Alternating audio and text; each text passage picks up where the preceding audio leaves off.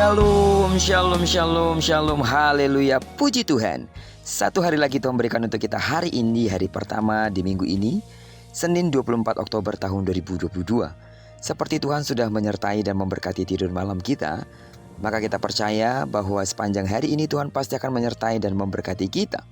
Puji Tuhan, hari ini kita akan kembali melanjutkan pembacaan Alkitab satu hari satu pasal dari pembacaan 12 hari bersama Daniel sebelum kita melakukan semua kegiatan kita. Hari ini kita telah memasuki hari yang ke-7, maka kita akan membaca kitab Daniel pasal yang ke-7 yang pertama sampai dengan ayat yang ke-28. Judul renungan kita hari ini, Pemerintahan yang Abadi dan Kekal. Sebagai pengantar renungan hari ini, saya akan coba bacakan untuk kita ayatnya yang ke-27. Maka pemerintahan kekuasaan dan kebesaran dari kerajaan-kerajaan di bawah semesta langit akan diberikan kepada orang-orang kudus, umat yang maha tinggi. Pemerintahan mereka adalah pemerintahan yang kekal dan segala kekuasaan akan mengabdi dan patuh kepada mereka.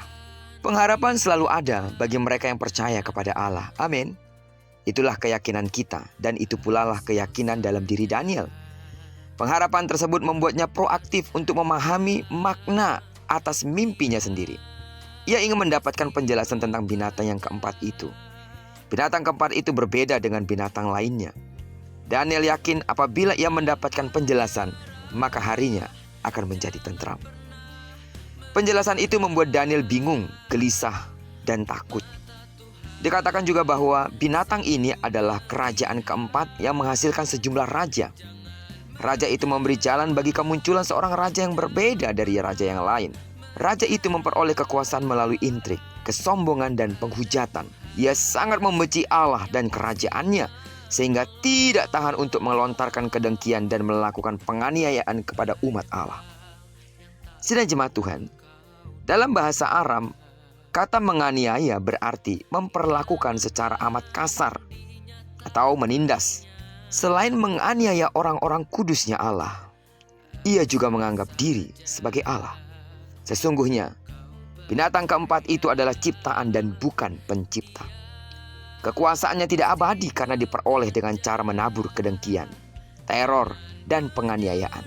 Majelis pengadilan yang maha tinggi akan mencabut kekuasaan dan menghancurkan binatang keempat itu. Sementara pemerintahan Allah adalah pemerintahan yang kekal.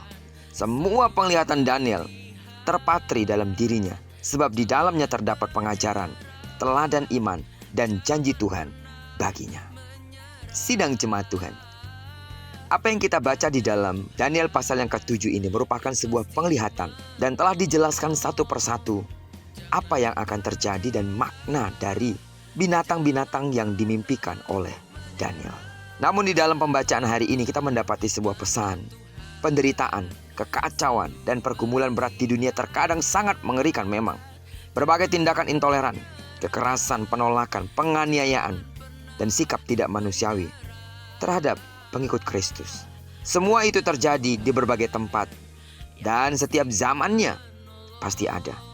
Namun dalam keadaan seperti ini, umat Allah diajar untuk berserah diri dan berjuang bersama Allah dalam kesalehan dan keteladanan. Amin. Karena sejarah selalu akan mencatat bahwa hanya pemerintahan Allah saja yang kekal dan tidak bisa digantikan oleh kekuasaan dari dunia ini.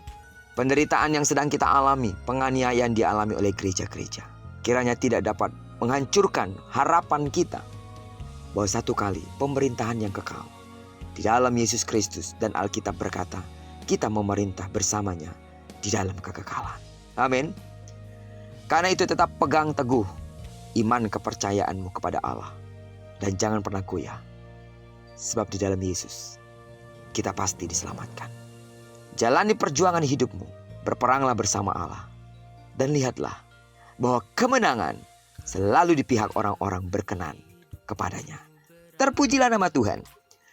Diberkatilah kita sepanjang hari ini, digenapi firman yang telah berjanji bahwa apa yang dikerjakan tangan kanan dan tangan kiri kita dibuat berhasil. Dan kemanapun kaki kanan kaki kiri kita melangkah, karena kita telah menyerahkan diri kita sepenuhnya ke dalam tangan pimpinan Tuhan. Di sana pasti kemuliaan Tuhan akan dinyatakan.